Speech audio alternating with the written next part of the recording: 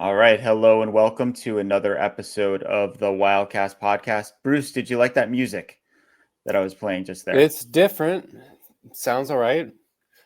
I don't know. I'm experimenting a little bit with the production quality here of the Wildcast. That little intro is called Daydreaming.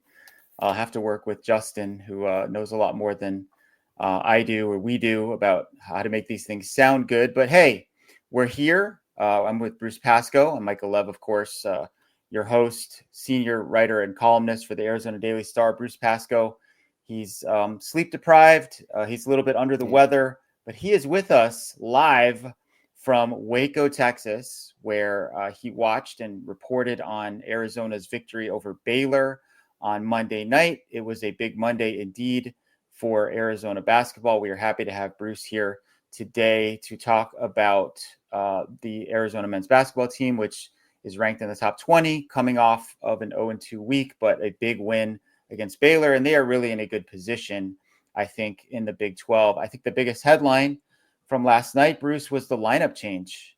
Yeah. Kind of came out of nowhere a little bit, but also makes a lot of sense. I think some of us have been pining for the Henri Veesaar Toby Awaka tandem to happen, and it did happen last night, and it seemed like it worked pretty well. Yeah. I had thought all along that, it's funny because you're right, Michael. People were wondering about this. I definitely got that vibe. And how could you not? Veesaar had been playing really well most of the Big 12 season, particularly.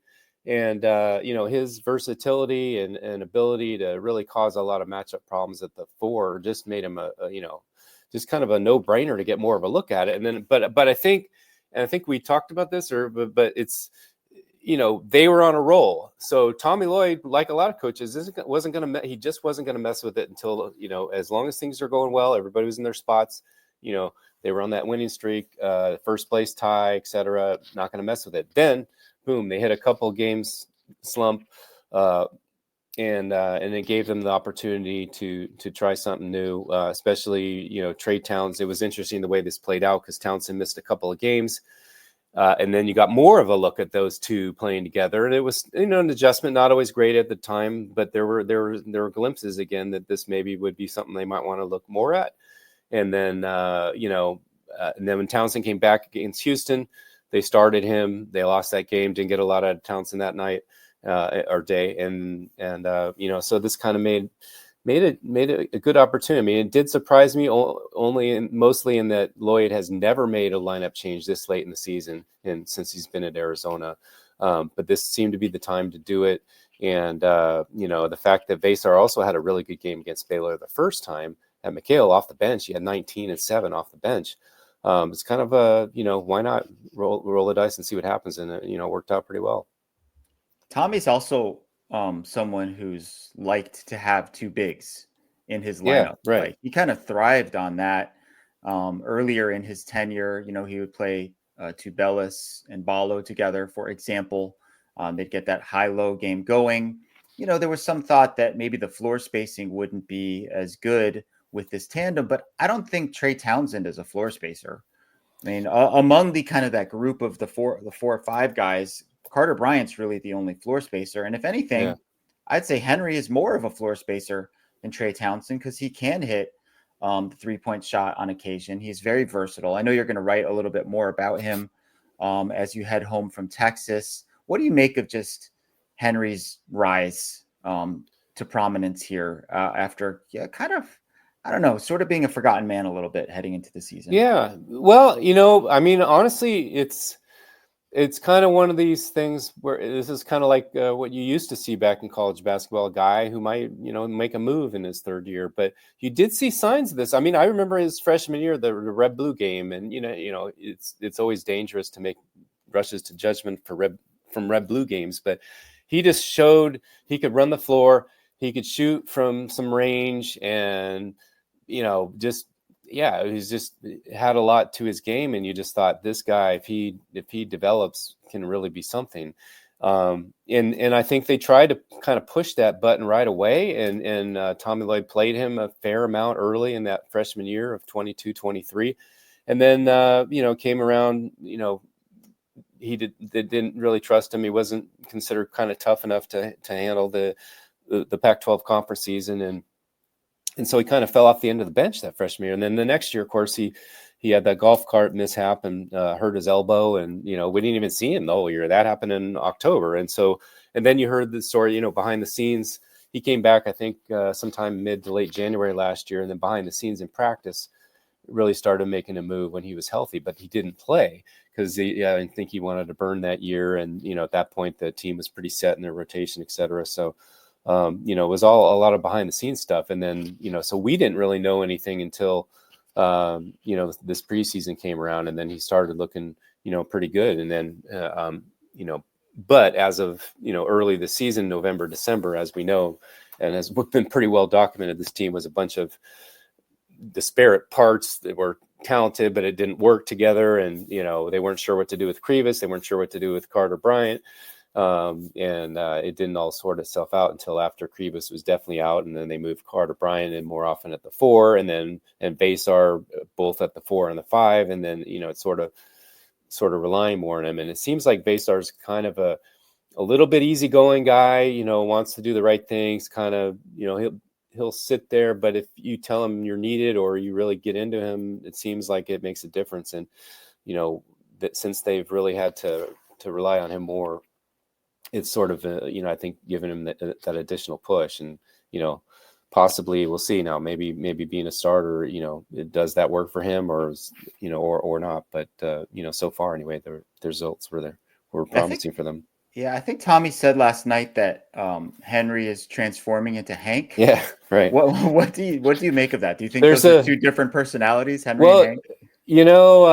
I was asking Nate Weechers, their PR guy for basketball, about that. And I didn't realize this at the time, but there is a backstory. I thought, okay, well, that's just Tommy being Tommy, joking around or whatever, or maybe it was some kind of weird Hank Aaron reference or something. I don't know. But anyway, apparently he was early on. I think somebody at U of A started calling him Hank, and he was like, what's that? Or something, like, because he had never been called that in Estonia. And so he said, oh, that must be some American thing. So I think what Nate was speculating, I think is probably true, is that that was a reference to Henri becoming more comfortable as an American basketball player, and sort of turning into that Hank persona, which is American, not Estonian. So, but anyway, that's kind of where that was at. And obviously they were both in a pretty good mood and enjoyed that remark. It definitely strikes me as an American thing that if you're called Henri, your nickname would be Hank. Henri Aaron / Hank Aaron is probably the most famous example of that we have.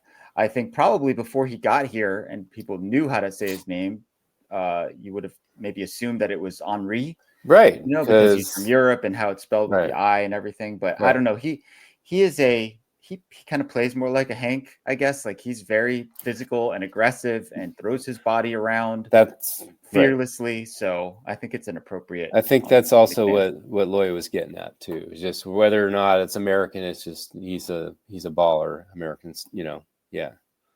So as we record this on Tuesday morning, Arizona's in solo possession of second place in the Big 12 conference behind Houston. It doesn't seem like they're going to be able to catch Houston, especially with the tiebreaker situation. Yeah. But really what you want to be is in that top 4, right? Because there's a double bye format in the 16-team Big 12 tournament. I got to make sure I have this right. 9 through plays 16, right? 8, 10 plays 15, etc. in the like the quote unquote first round. Those 4 advance to play teams 5 through 8, and then those 4 advance to play teams 1 through 4. So you get a nice rest after a long season if you're in that top 4 with the double bye. That's an advantageous position to be in. Yeah. They are also 6-2 on the road. There are only 4 teams in the league that are above 500 on the road, and only 3 of those teams have 6 or more wins on the road. That would be Houston, Arizona, and Texas Tech. I think it says a lot about the character of a team when you are able to go on the road in these hostile environments and win games. First of all, first question, Bruce, can you describe what it was like in that new arena at Baylor? And then secondly, what you make of Arizona being able to go and win these road games? Yeah, I mean, that is, you're exactly right. I mean, they've shown that, I think, since the beginning of the conference season, that first Big 12 road game they played at Cincinnati was pretty hostile. And then they won at West Virginia. The only one they dropped Texas Tech and Kansas State, but honestly, I thought they would lose a lot more of them. They've really surprised me. I think Baylor, I would say it was probably, middle of the road by Big 12 standards last night. It was pretty noisy in there, but a little bit compromised. It wasn't quite sold out because it was a late Monday, and I had heard some people have told me, I think like a lot of college towns, smaller college towns, a lot of the alums live in Dallas or Houston, and they're not going to come out for a 9:00 game on a Monday night. So, and even students, I talked to a couple students, and they were saying the students didn't even come out, or they were coming late because they have this thing called All University Sing, which is a big campus tradition, and everyone's preparing for that. So it's like the game sort of was secondary in that sense, but it was still a pretty good environment. I mean, the students are 3/4 away around the court. So, and we were sitting up a little high behind the basket, so I couldn't hear exactly what it was like to be on the floor, but it looked like, the players are certainly hearing things, and it's not always that difficult. And they had the typical, they were waving big cardboard things about cupcakes behind the basket, because unlike the Chick-fil-A thing or whatever, at some places they have, at Baylor, it's if the opponent misses 2 free throws in a row, they get free cupcakes. So that's what everybody was jazzed about. So there was all that going on, and yeah, they seem to be a team that kind of feeds off that a little bit, and that's a really good sign. Yeah, no question. Arizona did a good job of hitting its free throws down the stretch in that game. Really kind of made up the disparity in free throws, which was pretty stark before the last minute and a half or so of the game. I think it was 20 something to 6. Credit to Baylor. VJ Edgecombe was really impressive in that game, especially when he just started driving to the basket. They could not stop him. He showed why he is a projected lottery pick in that game. Want to bring up one more kind of big picture thing before we dig a little deeper into some personnel issues. If you look at the schedule that remains for Arizona, you've got 3 home games and 2 road games. And the 3 home games are against BYU, Utah, and ASU. And the road games are Iowa State and Kansas. If Arizona holds serve, wins the 3 home games and loses the 2 road games, they would be 15-5 in their first season in the Big 12, which I think is probably better than what a lot of people expected from them. Certainly better than I expected. I would have guessed more like 13-7 kind of deal, but also I would have expected they played better in the non-conference season. So it's just kind of evens out. I mean, it's kind of overall, I think this Arizona team is going to be about what we expected. It's just that they went about it in kind of a polarizing fashion, or whatever you want to call it. Yeah, kind of the opposite of what we've become accustomed to under Tommy, where they have these sizzling Novembers and maybe peak at the wrong time. It seems like they're kind of peaking at the right time right now, and in a good place. They were I think a 3 seed in the NCAA bracket reveal. Yeah. Is that right, Bruce? What did you make of that? And does it mean anything at all? Yeah, I would have thought of maybe a 4. I think, it's interesting because you think, okay, there's still all this time before Selection Sunday. It doesn't really matter. Well, you know what? It does. These are actually don't really vary that much for all teams, and especially for Arizona. I mean, I think out of the 3 in Lloyd's previous 3 years, 2 of them stuck to the same seed, and then one of them dropped. I think last year they dropped 1 spot. And so, that's a pretty good sign that they're at least going to be a number 4, unless they fall apart. But yeah, I think even if they lost at Iowa State and at Kansas, but won the 3 home games, they might hang in there and possibly be a 3 still. And certainly they would be you would think no lower than a 4. And that's really key in basketball too, because if you get those one of the top 4 spots, you basically direct a pod. That means they'll probably go to Denver. And then and have some more preferable matchups that way too. So that it's that definitely boded well for them that they got that 3 in the I think because of the way they play the non-conference, it wasn't really clear how was this team going to be looked at by the committee, and I think they giving them that 3 kind of indicates they're looking. I mean, they do look at the whole body work, but the projections were anywhere from 3 to 5. I was seeing anyway, and I wasn't sure where they were going to land. So that seems to me the committee is saying, hey, this team is, playing well in the Big 12, and they're looking a lot at that. Yeah, the various computer rankings that are out there have been favorable to the Wildcats throughout, even when they were slumping. They kind of, those systems recognize the difficulty of their schedule, the fact that they were like losing some close games, that maybe, I think Ken Pom has this luck factor, and there was a time when Arizona was considered the unluckiest team in all of college basketball. So I'm not surprised that they were a 3. I mean, I don't know how much it matters at the end of the day. They've been seated super high and gotten upset, many times throughout the years, including, under Tommy, the game against Princeton, against Clemson, they were the higher seed, I think, in that game too. So, you just have to get it done wherever you are. I guess maybe it's slightly better to be a 3 than a 4, because then you can avoid the number 1 seed in your region until the very end. But we'll see. We'll see how all that turns out. There's a couple West Coast regional locations. Denver and Seattle are the most likely destinations for Arizona and for Bruce. I want to talk about minutes, Bruce. I think one of the narratives that came out of the Houston game was that Jaden Bradley and Caleb Love were playing too many minutes. Jaden Bradley especially so, and they played fewer minutes against Baylor Monday night, but that wasn't, I don't think, by choice necessarily on Tommy Lloyd's part. Caleb Love had some foul trouble in the first half, and then Jaden Bradley got his 4th foul really early on in the second half.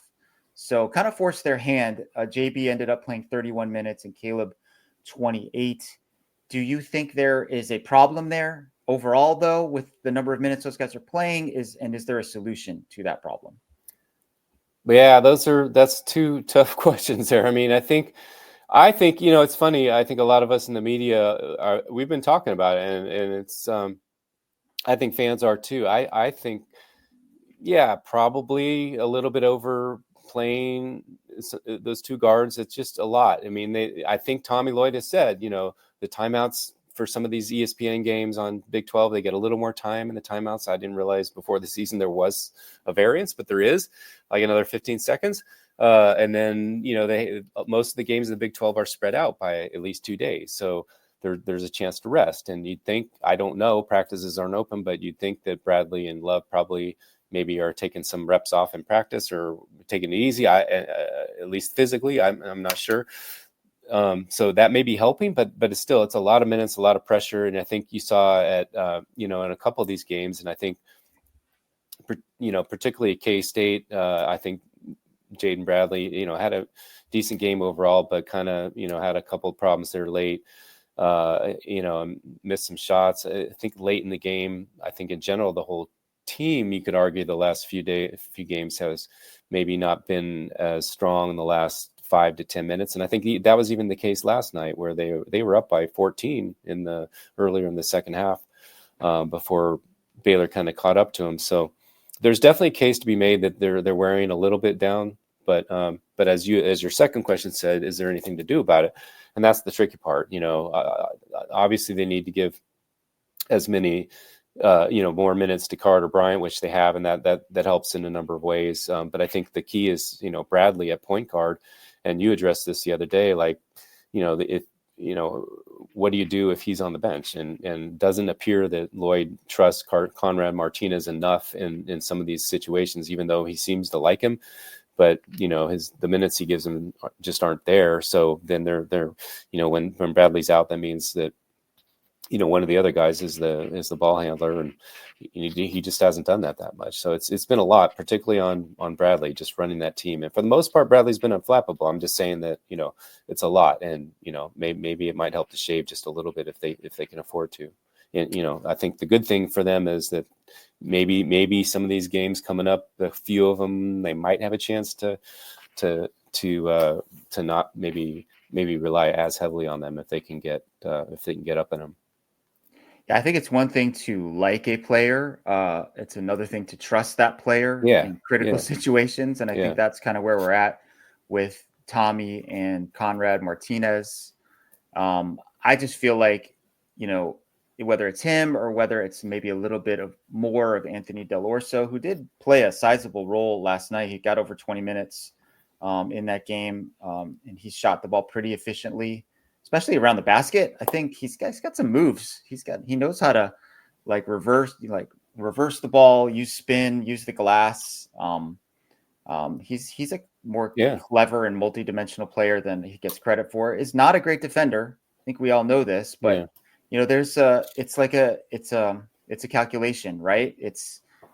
Are we willing to sacrifice maybe a little bit of defense, give Anthony Dell'Orso a few more minutes for the sake of, Jaden Bradley or Caleb Love getting a little bit more rest and maybe being more effective and efficient down the stretch of a game? That's the calculation that the coaching staff is making on a game-to-game basis. I thought it was interesting last night that Trey Townsend not only came off the bench, but he played the fewest minutes of anyone in the top 8. He had only 11 minutes. It's been a struggle for Trey in this adjustment to a higher level of basketball, to a completely different role than what he had when he was at Oakland, where, he was kind of the guy. And here he's tried to fit in. And we've seen he's had good games here and there. But he also seems like someone who's still just trying to find his way. Like, how can I help the team? He seems like a really good guy. He seems like someone who's team oriented, who just wants to, to do the right things. But it's just not always effective. Like, there was an example last night where he kind of caught the ball in the wing and he could have just pulled up for a jump shot or maybe thrown it across the court to a teammate, and he dribbled himself. Like, he tried to back down, he dribbled into traffic and ended up getting stuff. So I don't know. He's still figuring it out. There've been a couple games this year where he's just kind of done the dirty work, crashed the boards, played good defense. I feel like that's where he could be most valuable to this team. But I would say overall that it's been a bit of a disappointment considering what he looked like, in the NCAA tournament against Kentucky, and maybe what Arizona fans thought they were getting when they just looked at his resume. Yeah, that Kentucky win, even the loss against NC State, I think he had 30 and 13 or something insane. I mean, those were easy games to look at, and you think, wow, this guy's a high major player. He, there's no question. And and he has been at times, but I think you're right. I think his best asset's probably been a little bit of stuff that doesn't go in the box score. I talked to Tobe Waco about that a little bit, and he just kind of voluntarily brought up, and I didn't get that it was totally like he was just trying to defend his teammate. He was like, no, it really matters when he's in there because, the way they work together and the way he can, he can just some of the screening things and things he can do. And he can create a little more space for him in some cases. I just think it was interesting there. So, behind the scenes a little bit, but it's gonna be interesting to see what happens if they do continue with Veesaar as a starter, which I think Tommy Lloyd probably will, the way, unless they hit another really bad stretch here.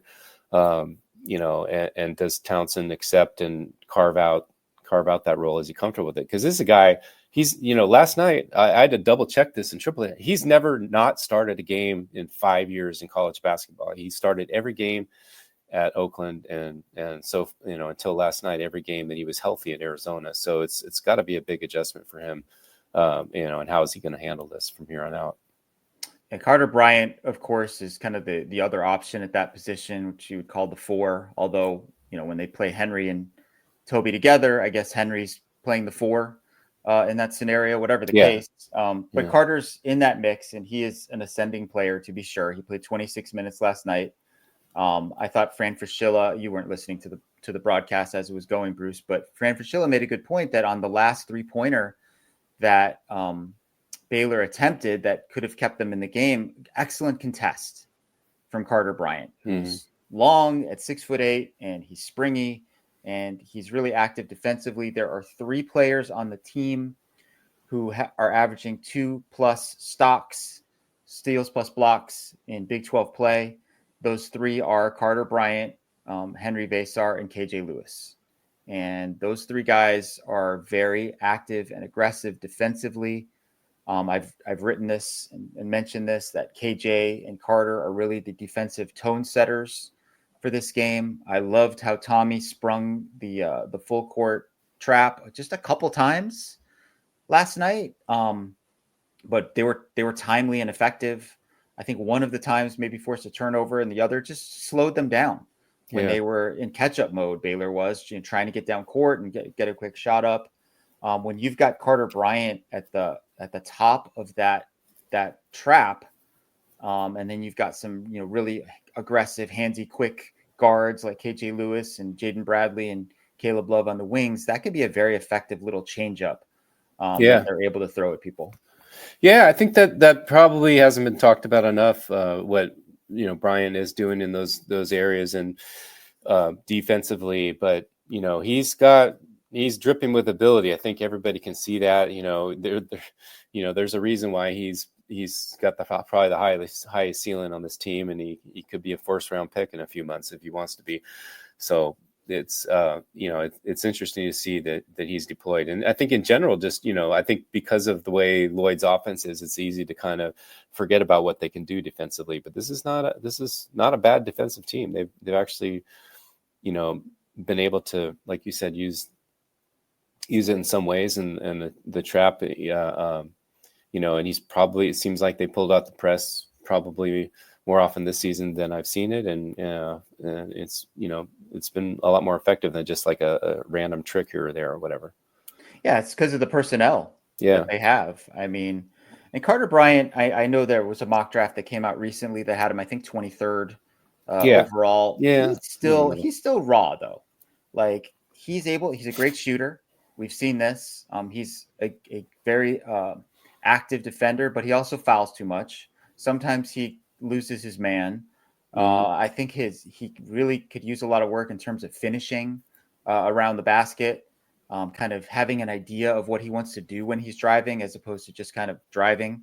Like I think KJ's gotten to the point now where he is able to draw a foul almost every time he goes to the basket, and he's gotten really good at that. I don't think Carter's there as of yet, which probably be a good idea for him to come back, but you never know.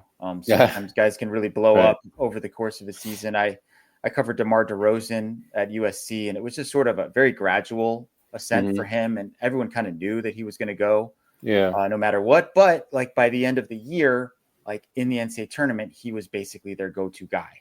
So you could see it. I don't envision Carter Bryant being the go-to guy for this team offensively. You never know. Not as a freshman anyway. I could see it happening if he came back for a second year for sure next year. Caleb Love is that guy. And he's an enigmatic player. We've talked about it many times. We've written about it many times. He had really unbelievable power dunk last night. 2 foot takeoff, really threw one down. Later on, he had a sky hook running into the lane that was like reminiscent of Magic Johnson. That little baby hook shot by someone who's not a center, but still he was 5 for 14 from the field, which was actually an upgrade over what he did against Houston. What do you make of where Caleb is at right now? Well, the interesting thing is he's been really a really bad 3-point shooter last 4 or 5 games, but he is getting to the basket and doing some things and doing other things like he's been doing all year. And that's okay. They've been okay with that, especially the way this team has developed in other areas. They don't need him to hit 5 of 7 threes or whatever to win a game. And he's not giving them that. So that's a good sign for him that way. I'm sure, as Tommy Lloyd has indicated, it would be nice if he would hit more threes as well. But he's doing some other things that, really have made a difference. And it's interesting because you're right. He is for the, he's the 5th year guy and he's a scorer. So it is hard to imagine Carter Bryant would emerge as a go-to figure, but I could see in spots he might, his confidence is growing as the season goes on.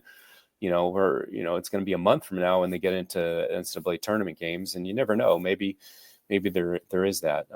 I think Love's in a position. It seems like Caleb lately has been in a position where he is helping the team one way or another for the most part. I think K-State, he had a bad game, offensively in a lot of ways. But other than that, most games, even if his shot is off, he's been doing a lot of other things and getting to the basket that's sort of made up for that. Yeah, the big conversation on social media last night, especially in the second half of the game, is why is Arizona shooting so many 3-pointers?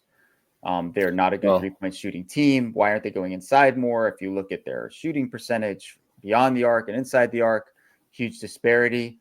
In their last 4 games, the Wildcats are 15 for 76 from beyond the arc. That is 19.7%. I don't have to tell anybody that that is not very good. They have fallen to 15th in the Big 12 in 3-point shooting at 31%. I guess my question about this is, like, can you go to a Final Four or win a national championship if you are a substandard, below average 3-point shooting team in modern college basketball? Yeah, I think you can, but you got to have a top 5 defense, and we've seen that. I mean, like, I think San Diego State was kind of like that a couple years ago. In Arizona, their defense is top 10 now, roughly. It's possible, but like they said, I think Tommy Lloyd said it a couple days ago or a couple games ago about, he didn't believe that scoring is the only way to win games, which sounds weird on the face of it when you think, oh, well, you have to score to win a game. But what he's saying is, you can win it by defense and via defense, rebounding, et cetera, getting to the foul line, et cetera. You don't have to hit a bunch of threes. And so I think it's possible in the modern game. I think they've accepted that. And I think, they have taken a lot percentage wise and been pretty, it's been pretty rough for them lately, but all season, this has not been a team that relies on the three. I mean, I think they rank in the 290 range as far as the ratio of threes versus field goals that they take. So they don't take a lot. And I think what Lloyd has been telling them is just take the ones that are good. And if you don't make it, that's fine. And I think, frankly, a lot of the ones that they have during that span, you mentioned 15 for 40 or whatever it was, 70, 15 for 70, 15 for 76. I think a fair amount of those are pretty good looks. They're just missing them because they're not great. And Lloyd also said, you were there the other day, he said, yeah, we're not the 2017 Golden State Warriors. Sorry, we are what we are. And so they got to win in different ways. And, I don't think this team was ever projected to be a Final Four team, but you never know. They have an argument that they can make it because they can do so many other things well, and they are versatile, and they are increasingly more balanced. Yeah, I think they shoot threes more like Draymond Green than Steph Curry. That's for sure. Right. Carter Bryant, I think, is probably their best catch and shoot 3-point shooter. I don't think that those things are tracked in college basketball the same way they are in the NBA, but it seems like he's always in good balance, good rhythm. He's knocked down a high percentage of those. Caleb Love, as we know, shoots the most and really has not knocked them down at a very high percentage. I agree with Tommy's assessment, though. Like, if it's a good shot, you should take it, even if it is a 3. The ones that you don't like are like early in the shot clock. Maybe you've passed the ball only 1 or 2 times. If you work it around, if you penetrate, you kick out, you're working it side to side, and it's an open look, that's a good shot, point blank. But I can also see a scenario, Bruce, at some point in time in the NCAA tournament where some coach decides, you know what, we're going to play a zone, and we're just going to pack the lane, and we're just going to force Arizona to beat us from the outside. And that might be the team that ultimately trips them up. That's a good point. That has, can't remember off the top of my head, but that has happened once or twice this season, and they've done pretty well. That if I recall correctly. But you're right, that could be the case. I think, but they think they've got a couple guys there, and Veesaar again might be the key to this, that they can bust a zone, maybe, because of the way they are equipped, even if they're not shooting, 35-40% from 3, just because they can do some other things, but that could trip them for sure. Yeah, they are I think a very good defensive team. They obviously they're a good transition team. They shoot free throws well. They have post presence with a couple like different looks that they can throw at you. Henri, Veesaar, and Tobias Walker, very different players, yet both are effective in their own way. KJ Lewis really hasn't progressed in terms of his his quest to be a 3-and-D player. He's got the D part down. The 3 part is not quite there yet. Jaden Bradley, he's not bad, but that's not really his game either. Anthony Dell'Orso, I think, was brought in for that and still has a pretty high percentage, but hasn't been great from three lately. It'll just be interesting to see how teams play them down the stretch or when the games really matter. I think most of the teams in the Big 12 are still going to stick to their man-to-man defense because that's what they do best. But I could definitely just see a scenario in the tournament where there's an extra day. You got that day to prepare where some coach is like, you know what, we're just going to play a 2-3. We're packing the lane. We'll see what happens. So, Bruce, we're nearing the end of the first Big 12 season, and you've been to a lot of new places. I love how you post photos of truck stops along the way. I think it's a really good joke. If people don't know what that's all about. That's the thing. I wonder if people know, but I don't know. Bill Walton, the late great Bill Walton, used to say all the time about the Pac-12, no truck stops here. Right. Which wasn't necessarily completely accurate, like a lot of things that Bill would say, but you kind of get the spirit of things. And the Big 12 is a different part of the country for the most part. How would you sum up what your travels have been like in this new conference? Well, yeah, I mean, it is funny. I mean, to your point, though, there is a truck stop in Eloy, right? There's a truck stop between Eugene and Corvallis. So, but it's never been entirely true. But I don't know. It's fun.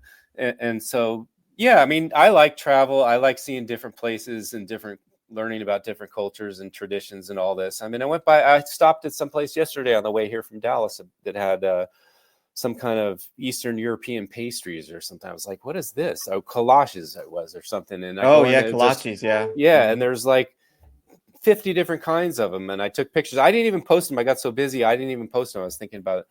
But just stuff like that. So, a lot of things to learn like that. I think, I mean, it's tough because like the Pac-12 was, as I always say, it was like a country club of college sports leagues. You got to go to all these great cities and things are going on and the weather's good or, maybe it's a little rainy, but no big deal. And, it's a little tougher. I mean, all these trips have been tough. Honestly, everywhere they go, they've had some kind of adverse weather around it, whether it's snow or it's, in the teens at Cincinnati or, 8 inches of snow in Morgantown.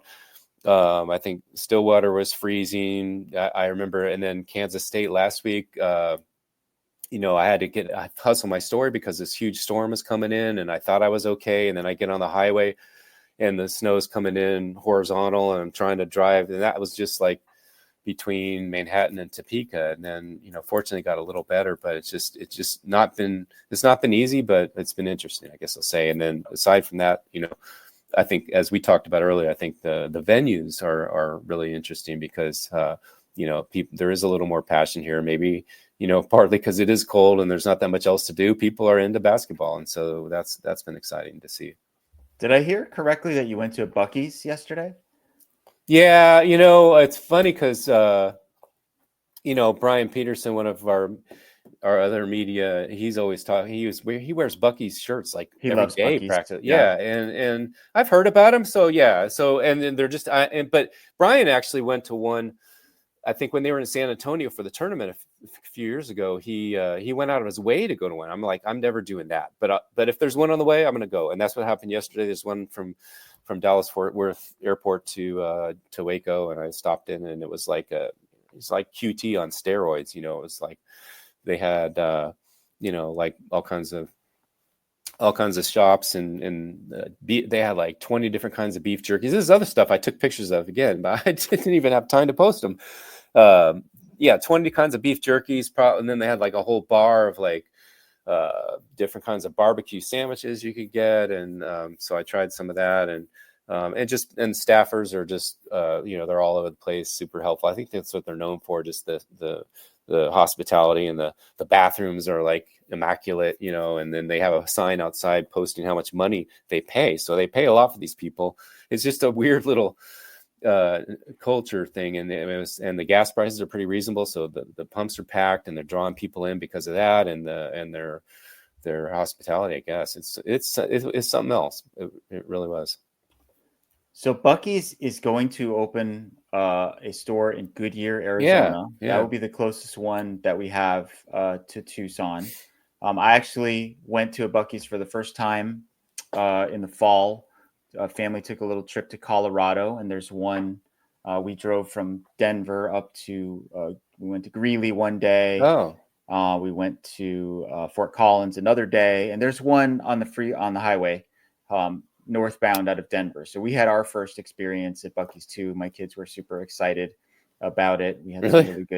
some really good barbecue sandwiches. I think you described it well. It's kind of a QT on steroids. It's like this just massive convenience store, but it also has some really good food that you can get. There's I don't know if all of them are like this, but the one we went to, there was nowhere to sit, like inside or outside, so you just had to kind of eat in your car, which was fine. I mean, I'm sure you've done that a million times on the road. You just kind of have to figure things out sometimes when you're on these road trips.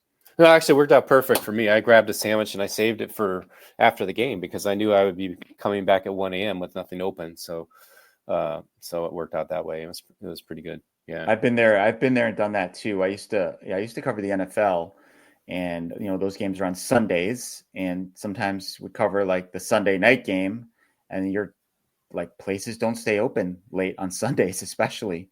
Yeah. And you're just sort of like, what do I do here? And sometimes you don't have a choice, like a McDonald's or In-N-Out Burger King Burger. or In-N-Out or Wendy's are kind of your only options. Sometimes that feels like an oasis in the desert, right? You see that In-N-Out across the corner, and you're like, across the way, and you're like, man, thank God they're open. Yeah. But hey, we wish you safe travels back to Arizona, Bruce. So hopefully everything goes smoothly for you in that regard. Got a couple home games in a row here coming up, so a little bit of a respite from the road for everybody. Are you, at the end of the season, when you go to Kansas, are you just going to stay out there? Well, we were talking about the that Big 12 tournament shortly after. I think so. Probably. I think the team is coming back. The interesting thing is that if they don't play until Thursday, which they probably won't if they finish in the top 4 spots, then there is a pretty good break between Saturday and Thursday. But I tend to like, I don't know, with the Pac-12 anyway, I like to go the first day and cover those games because eventually those teams are going to lead into who's ever Arizona's playing. So I probably will stay there. We were talking about that actually for money reason. It's kind of a toss-up because if you fly back, it's like $400. If you stay in a hotel for 3 extra nights, it's going to be about $400. So, it's kind of a toss-up. But just for the sake of, just digging in and doing stuff, and we'll be previewing the tournament, and there'll be a lot of work to do. So maybe just as well to kind of hole up and stay out there. Yeah, big change. Yeah, big change for fans, to be sure. The postseason tournament, people have gotten very used to it being in Las Vegas, which is very easy to get to from Tucson or from Phoenix if you happen to be living in the Valley. Now this tournament's in Kansas City for the foreseeable future. So it'll be a big adjustment. There very likely will not be that kind of McHale North effect. There's will be maybe something of a home court advantage for Kansas or Kansas State or Iowa State or the teams that are in closer proximity to Kansas City. But it's been just a season of new experiences for Arizona. And I think the bottom line with all of this is that it should put them in a better position. They should be better prepared for the NCAA tournament with all of these tough games that they're having to play on the road or in the Big 12 tournament against really physical teams. That's what it's going to be like the deeper they go into March. And I think they'll be well positioned to maybe make a deeper run this year than they have been. Yeah, they should be. It's really just that should help mentally. It's just a question of whether they hold up physically. And I think, frankly, that goes for all the Big 12. I mean, I think there's some grumbling that this league is, playing 20 games without any single game weeks is wearing on them collectively. And they're going to go to 18 next year, I think, partly as a result, it looks like. And, it'll be interesting to see because it could be one of those years when you get like 9 Big 12 teams in the tournament and maybe there's 1 or 2 left for the Sweet 16, but maybe not. Maybe to your point, a lot of them are tough up, and for them to play a couple of games in the first round against other teams that might not be so bad. So it'll be interesting. But I think all these teams they're definitely going to be toughened up and matchup wise be able to handle it. Certainly you can make the argument that last year if Arizona had that maybe extra, edge from having gone through that, maybe they would have beaten Clemson that day in the Sweet 16. But it's just it's speculation either way. But we will find out the other side of it this year for sure.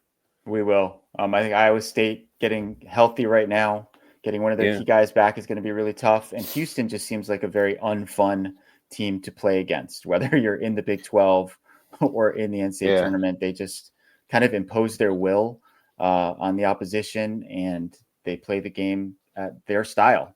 Yeah. And it's a rough and tumble, and it's slow, and it works for them. And there's a reason that they've won as many games as they have. All right. So that's the end of our podcast today. I want to thank Bruce Pascoe for carving out some time for us in between the game and his flight out of Texas back home to Arizona. We look forward to seeing Bruce back home. The next Wildcast podcast probably will be about football, I would guess. Justin will be back in the mix. It'll be a much smoother and better produced podcast when Justin is back in the host chair. Thank you, everyone, for sticking with me and with us for this one. I hope the content made up for the lack of production. Thanks again for listening. You can check us out on Apple, on Spotify. I think we're on YouTube Music. Please drop us a 5-star review if you can. Thanks so much for listening, and we will see you next time. Thanks.